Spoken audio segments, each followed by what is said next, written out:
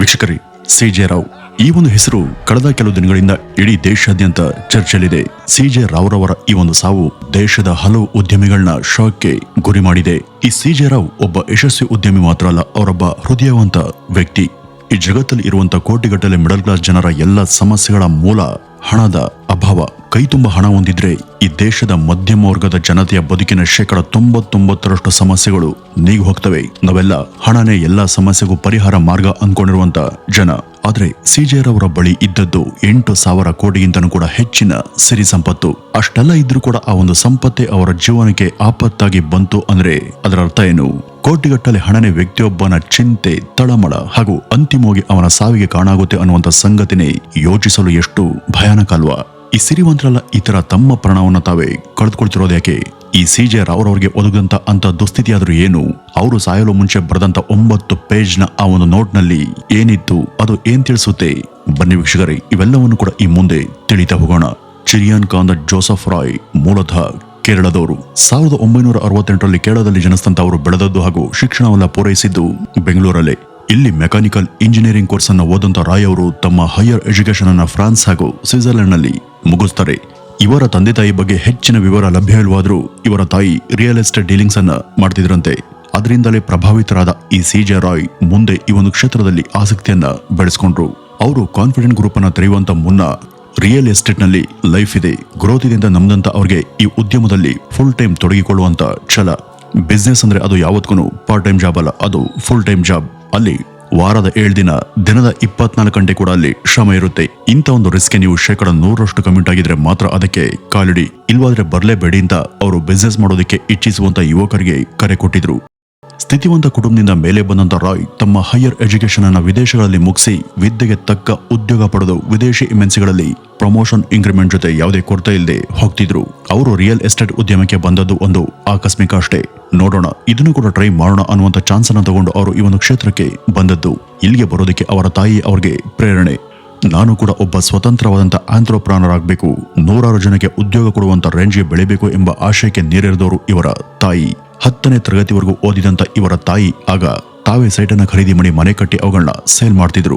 ಈ ರಾಯ್ ರವರ ರೀತಿ ಅವರ ತಾಯಿ ಬಿಸ್ನೆಸ್ ಮ್ಯಾನೇಜ್ಮೆಂಟ್ ಕೋರ್ಸ್ ಅನ್ನ ಓದಿಲ್ಲವಾದರೂ ಈ ಬಿಸ್ನೆಸ್ ಬಗ್ಗೆ ಅವರಿಗೆ ಒಳ್ಳೆ ಜ್ಞಾನ ಇತ್ತು. ಈ ಒಂದು ಜ್ಞಾನ ಹಾಗೂ ಕೌಶಲ್ಯ ಅವರಿಗೆ ಬರೋದಕ್ಕೆ ಕಾರಣ ಅವರ ಅನುಭವ ಹಾಗೂ ಬೆಂಗಳೂರಲ್ಲಿ ಅವರ ದೀರ್ಘ ವಾಸದಿಂದ. ರಾಯ್ ರವರಿಗೆ ಬಿಸ್ನೆಸ್ ಮೂಲಕ ಭವಿಷ್ಯ ನಿರ್ಮಿಸುವಂತ ಕನಸಿತ್ತು. ಬಿಸ್ನೆಸ್ ಅನ್ನ ಶುರು ಮಾಡುವಂತ ಮುನ್ನ ಅಂದ್ರೆ 2000ನೇ ಇಸ್ವಿಗೂ ಮೊದಲು ಅವರು ಹಲವು ಸಂಸ್ಥೆಗಳ ವಿವಿಧ ಭಾಗಗಳಲ್ಲಿ ಪ್ಲಾನಿಂಗ್ ಮ್ಯಾನೇಜರ್ ಆಗಿ, ಲೀಡ್ ಆಡಿಟರ್ ಆಗಿ ಕೆಲಸ ಮಾಡಿದ್ರು. ಅಲ್ಲೆಲ್ಲ ಒಳ್ಳೆಯ ಸಂಬಳ, ಬೆಳವಣಿಗೆ ಎಲ್ಲ ಕೂಡ ಇತ್ತು. 1999ರಿಂದ 2000 ಸಮಯದಲ್ಲಿ ಇಂಟರ್ನೆಟ್ ಕ್ರಾಂತಿ ಹಾಗೂ ಎಂಎನ್ಸಿ ಕಂಪನಿಗಳು ಆಗ ಭಾರತಕ್ಕೆ ಲಗ್ಗೆ ಇಟ್ವು. ಇದು ಇಲ್ಲಿಯ ಆರ್ಥಿಕ ಕ್ಷೇತ್ರ, ಉದ್ಯೋಗ, ರಿಯಲ್ ಎಸ್ಟೇಟ್ ಹೀಗೆ ಹಲವು ವಲಯಗಳ ಮೇಲೆ ಪ್ರಭಾವವನ್ನ ಬೀರ್ತು. ಉದ್ಯಮವನ್ನು ಆರಂಭ ಮಾಡೋದಕ್ಕೆ ಇದೇ ತಕ್ಕ ಸಮಯ ಅಂತ ರಾಯ್ ರವರಿಗೆ ಆಗ ಅರ್ಥ ಆಯಿತು. ಅವರ ವಿಷನ್ ಬಹಳ ಮುಂದೆ ಇತ್ತು. ಉತ್ತಮ ಭವಿಷ್ಯ ರೂಪಿಸುವಂತ ಕನಸನ್ನ ಕಂಡಿದಂತ ಅವರು ಉದ್ಯಮದ ಮೂಲಕ ಕೇವಲ ತಾವು ಮಾತ್ರ ಉದ್ಧಾರ ಆಗಬೇಕು ಅಂತ ಸ್ವಾರ್ಥವನ್ನ ಹೊಂದಿರಲಿಲ್ಲ. ಬಿಸ್ನೆಸ್ಗೆ ಗ್ರಾಹಕರ ಸಾಥ್ ಹಾಗೂ ಸಪೋರ್ಟ್ ಬೇಕೇ ಬೇಕು. ಗ್ರಾಹಕರಿಗೆ ಅವರು ಅವರ ಕನಸುಗಳನ್ನ ಮಾರಾಟ ಮಾಡ್ತಾರೆ. ಹೀಗಾಗಿ ಇಲ್ಲಿ ಸದಾ ಅವರು ಗ್ರಾಹಕರಿಗೆ ಮೊದಲ ಆದ್ಯತೆಯನ್ನ ಕೊಟ್ರು. ಈ ಬಿಸ್ನೆಸ್ ನ ವಿಷಯವಾಗಿ ಈ ರಾಯ್ ಉಳಿದವ್ರ ರೀತಿ ಅಲ್ಲ, ಕೆಲವೊಂದಷ್ಟು ಎಥಿಕ್ಸ್ ಹಾಗೂ ಪ್ರಿನ್ಸಿಪಲ್ ಅನ್ನ ಇಟ್ಕೊಂಡವರು ಈ ಒಂದು ಫೀಲ್ಡ್ಗೆ ಬಂದದ್ದು. ಅದರಲ್ಲಿ ಮೊದಲನೇದ್ದು, ಯಾವ ಕಾರಣಕ್ಕೂ ಸಾಲವನ್ನ ತಗೊಂಡು ಬಿಸ್ನೆಸ್ ಅನ್ನ ಹೂಡಿಕೆ ಮಾಡಬಾರ್ದು ಮತ್ತೆ ಶುರು ಮಾಡಬಾರ್ದು ಅಂತ. ಆ ರೀತಿ ಮಾಡಿದಾಗ ಗ್ರಾಹಕರ ಮೇಲೆ ತುಂಬಾ ರಿಸ್ಕ್ ಇರುತ್ತೆ, ಜೊತೆಗೆ ಸಂಸ್ಥೆ ಮೇಲೂ ಕೂಡ. ಆರ್ಥಿಕತೆ ಕುಸಿದಾಗ ಬಹಳ ತೊಂದರೆ ಆಗುತ್ತೆ. ಅತಿಯಾದಂತ ಸಾಲಗಳು ಯಾವುದೇ ಉದ್ಯಮವನ್ನು ಕೂಡ ಬೆಳೆಸಿದಂತ ಉದಾಹರಣೆ ನಮ್ಗೆ ಸಿಗಲ್ಲ. ಒಂದು ಕಾಲದ ಲಿಕ್ಕರ್ ಕಿಂಗ್ ಆಗಿದ್ದಂತ ಮಲ್ಯಾರ ಪತನಕ್ಕೆ ಈ ಒಂದು ಸಾಲನೇ ಮುಖ್ಯ ಕಾರಣ. 2000ನೇ ಇಸ್ವಿಯಿಂದ 2005ರವರೆಗೂ ರಾಯ್ ರಿಯಲ್ ಎಸ್ಟೇಟ್ ಉದ್ಯಮದಲ್ಲಿ ರಿಮಾರ್ಕಬಲ್ ಬೆಳವಣಿಗೆಯನ್ನ ಸಾಧಿಸಿದ್ರು. ಈ ಒಂದು ಆತ್ಮವಿಶ್ವಾಸನೆ ಮುಂದೆ ಅವರ ಕಾನ್ಫಿಡೆಂಟ್ ಸಂಸ್ಥೆ ಹುಟ್ಟಲು ಕಾರಣ. ಅದಕ್ಕೆ ಈ ಒಂದು ಹೆಸರು ಬರೋದಕ್ಕೆ ಅದೇ ಕಾರಣ ಕೂಡ. ಇದಕ್ಕಿಂತ ಮೊದಲು ಅಂದ್ರೆ 2001ನೇ ಇಸ್ವಿಯಲ್ಲಿ ಇವರು ತಗೊಂಡಂತ ಒಂದು ದಿಟ್ಟ ಹೆಜ್ಜೆಯೊಂದು ಇವರ ಬಿಸ್ನೆಸ್ ಸಿಟಿ ಪೂರ ಯಶಸ್ವಿಯಾಗಲು ಕಾರಣವಾಗಿತ್ತು. ಇಲ್ಲಿಂದ ಸುಮಾರು 25ರಿಂದ 26 ವರ್ಷಗಳ ಕೆಳಗೆ ಈಗಿನ ಸರ್ಜಾಪುರ ಏರಿಯಾ ಬಹಳ ಖಾಲಿ ಇತ್ತು. ಅಲ್ಲಿ ಸುತ್ತಮುತ್ತ ಎಂಎನ್ಸಿಗಳು ನಿಧಾನವಾಗಿ ತಲೆಯನ್ನ ಎತ್ತಿದ್ವು. ಅಲ್ಲಿ ಅಪಾರ್ಟ್ಮೆಂಟ್ ಅನ್ನ ಕಟ್ಟಿದ್ರೆ ಉದ್ಯೋಗ ಮಾಡುವವರ ಕುಟುಂಬಗಳು ಅಲ್ಲೇ ಸೆಟಲ್ ಆಗಬಹುದು ಎಂಬ ಮುಂದಾಲೋಚನೆ ಜೊತೆ ಇವರು ಮುಂದುವರಿತಾರೆ.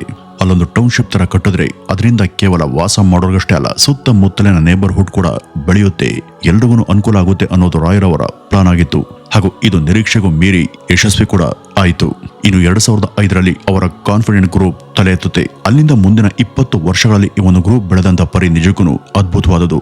ಸಾಕಷ್ಟು ರಿಯಾಲಿಟಿ ಶೋ ಹಾಗೂ ಇತರ ಕಾರ್ಯಕ್ರಮಗಳಿಗೆ ಅದು ಸ್ಪಾನ್ಸರ್ ಮಾಡುವ ಸಂಸ್ಥೆಯಾಗಿ ನಿಂತು ಪೋಷಿಸಿದೆ. 2025 ವೇಳೆಗೆ ರಾಯ್ ರವರ ಒಟ್ಟು ನೆಟ್ವರ್ತ್ 9,000 ಕೋಟಿ ರೂಪಾಯಿಗಳು ಅಂತ ಹೇಳಲಾಗುತ್ತೆ. 150ಕ್ಕೂ ಹೆಚ್ಚಿನ ಐಷಾರಾಮಿ ಕಾರುಗಳು ಅವ್ರ ಬಳಿ ಇದ್ವು. ಇಷ್ಟೆಲ್ಲ ಇದ್ರೂ ಕೂಡ ಒಂದು ಐಟಿ ರೈಡ್ಗೆ ಅವರ ಜೀವನ ನಲಿಗೆ ಹೋಗಿತ್ತು. ಎಷ್ಟೋ ಜನ ಅತಿಯಾದ ಸಾಲ ಮಾಡಿ ಸಾಲ ಕೊಟ್ಟಂತ ಬ್ಯಾಂಕ್ಗಳಿಗೂ ಕೂಡ ನಾಮವನ್ನ ಇಟ್ಟು ರಾಜ್ಯ ಮತ್ತು ದೇಶವನ್ನ ಬಿಟ್ಟು ಓಡೋಗಿದ್ದಾರೆ. ಆದರೆ ಸಾಲ ತಗೊಂಡ್ರೆ ಸಮಸ್ಯೆ ಆಗುತ್ತೆ, ಗ್ರಾಹಕರ ಕನಸುಗಳು ಸಾಯ್ತವೆ ಅಂತ ಸ್ವಂತ ಹಣದಲ್ಲಿ ಉದ್ಯಮ ಶುರು ಮಾಡಿ ಅದರಿಂದ ಒಂದು ಟೌನ್ಶಿಪ್ ಸುತ್ತಮುತ್ತ ಇರುವಂತ ಎಲ್ಲಾ ವರ್ಗದ ಜನರಿಗೂ ಅನುಕೂಲ ಮಾಡಿ ಬಡವರಿಗೆ ಕೈಲಾದಷ್ಟು ಸಹಾಯ ಮಾಡುವಂತ ಗುಣ ಇದ್ದಂತ ರಾಯ್ ಜನವರಿ 30ನೇ ತಾರೀಕು ಯಾರಿಗೂ ತಿಳಿಸದೆ ಈ ಲೋಕವನ್ನ ಬಿಟ್ಟು ತೆರಳಿದ್ರು. ಐಟಿ ಅಧಿಕಾರಿಗಳು ಇದೇ ಜನವರಿ 30ನೇ ತಾರೀಕು ಇವರ ನಿವಾಸಕ್ಕೆ ಅನಿರೀಕ್ಷಿತ ಭೇಟಿಯನ್ನ ಕೊಟ್ಟಾಗ ರಾಯ್ ಕಂಗಾಲಾಗಿದ್ರು. ಈ ಟ್ಯಾಕ್ಸ್ ಅಫಿಷಿಯಲ್ಸ್ ಮನೆಯನ್ನ ಸರ್ಚ್ ಮಾಡ್ತಿರುವಾಗಲೇ ತಮ್ಮ ಖಾಸಗಿ ಲಿವಿಂಗ್ ರೂಮ್ ನಲ್ಲಿ ರಾಯ್ ರವರ ಬಳಿ ಇದ್ದಂತ ಒಂದು ರಿವಾಲ್ವರ್ ನಿಂದ ಅವರು ತಮ್ಮ ಪ್ರಾಣವನ್ನ ಕಳೆದುಕೊಂಡಿದ್ದಾರೆ. ಇವರ ಸಾವು ಹಲವು ಗುಮಾನಿ ಮತ್ತು ಪ್ರಶ್ನೆಗಳಿಗೆ ದಾರಿ ಮಾಡಿಕೊಟ್ಟಿದೆ. ಕೇಂದ್ರದ ತೆರಿಗೆ ನೀತಿನೇ ರಾಯ್ ರವರ ತರಹದ ಹಲವು ಜನ ಉದ್ಯಮಿಗಳನ್ನ ಬಲಿ ತಗೊಳ್ತಾ ಇದೆ ಎಂಬ ಚರ್ಚೆ ಈಗ ಎದ್ದಿದೆ. ಈ ರಾಯ್ ರವರಿಗೆ ಈ ತೆರಿಗೆ ಅಧಿಕಾರಿಗಳು ಈ ರೀತಿ ತಮ್ಮ ಮನೆಗೆ ಬರುವಂತ ಸಂಗತಿ ಮೊದಲೇ ಗೊತ್ತಿತ್ತ? ಅಸಹಾಯಕರಾದಂತ ಅವರು ಬದುಕುವಂತ ಬೇರೆ ದಾರಿನೇ ಕಾಣದೆ ಸಾವಿಗೆ ಮೊದಲೇ ಸಿದ್ಧರಾಗಿದ್ರ? ಈ ರೈಡ್ ಮಾಡುವಂತ ಸಮಯದಲ್ಲಿ ಅಧಿಕಾರಿಗಳು ಮನೆಯ ಯಾವುದೇ ವಸ್ತುವನ್ನ ಮುಟ್ಟೋದಿಕ್ಕೆ ಅನುಮತಿಯನ್ನ ಕೊಡೋದಿಲ್ಲ. ಹೀಗಿದ್ದು ಕೂಡ ರಾಯ್ ರವರ ಕೈಗೆ ಆ ರಿವಾಲ್ವರ್ ಹೇಗ್ ಬಂತು? ಈ ರೈಡ್ನ ವೇಳೆ ಏನಾದರೂ ಅಧಿಕಾರಿಗಳು ರಾಯ್ ರವರಿಗೆ ಹೆದರಿಸಿ ಹರಾಜ್ ಮಾಡಿದ್ರು ಅನ್ನುವಂತ ಶಂಕೆ ಕೂಡ ಇದೆ. ಈ ಒಂದು ಕಾರಣದಿಂದ ಕೇರಳದ ಸಿಎಂ ಈ ಬಗ್ಗೆ ಸಿಟ್ ತನಿಖೆಗೆ ಆದೇಶವನ್ನ ಮಾಡಿದ್ದಾರೆ.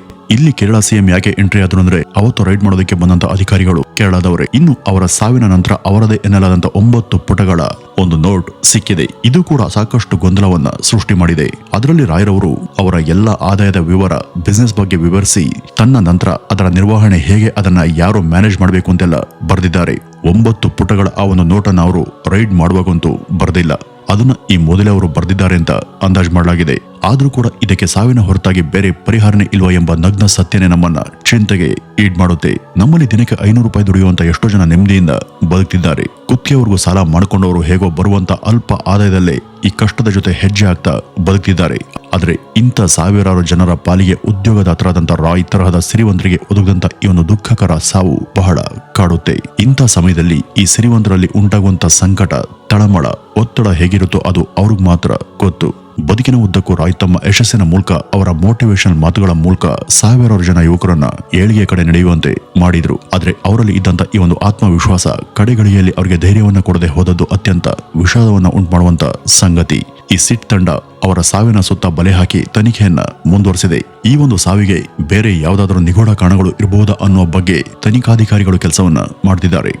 ಸಾಮಾನ್ಯವಾಗಿ ಈ ಐಟಿ ರೈಡ್ ಆದ ತಕ್ಷಣ ಎಲ್ರಿಗೂ ಟೆನ್ಷನ್ ಆಗೇ ಆಗುತ್ತೆ. ಆದ್ರೆ ಎಲ್ಲರೂ ಕೂಡ ತಮ್ಮ ಪ್ರಾಣವನ್ನ ಕಳೆದುಕೊಳ್ಳೋದಿಲ್ಲ. ಎಲ್ಲೋ ಕೆಲವರು ಮಾತ್ರ ಸಾಯ್ತಾರೆ. ಅವ್ರಿಗೆ ಅವರದೇ ಆದಂತ ಕಾರಣಗಳು ಕೂಡ ಇರ್ತವೆ. ನಿಜವಾದ ಕಾರಣ ಏನು ಅನ್ನೋದು ಬೆಳಕಿಗೆ ಬರೋದೇ ಇಲ್ಲ. ಕೇವಲ ಇಲಾಖೆ ಒತ್ತಡ ಅಂತ ಹೇಳಿ ಆ ಒಂದು ಕೇಸನ್ನ ಮುಗಿಸಾಕ್ತಾರೆ. ಒಟ್ಟಿನಲ್ಲಿ ಈ ಒಂದು ಸಾವಿನ ಸುತ್ತ ಇರುವಂತಹ ಅನುಮಾನಗಳು ಮುಂದಿನ ದಿನಗಳಲ್ಲಿ ಇದಕ್ಕೆ ಉತ್ತರವನ್ನ ಕೊಡಬಹುದು ಅಂತ ಹೇಳ್ತಾ ಈ ಒಂದು ವಿಡಿಯೋವನ್ನ ಇಲ್ಲಿಗೆ ಮುಗಿಸೋಣ. ನಮಸ್ಕಾರ.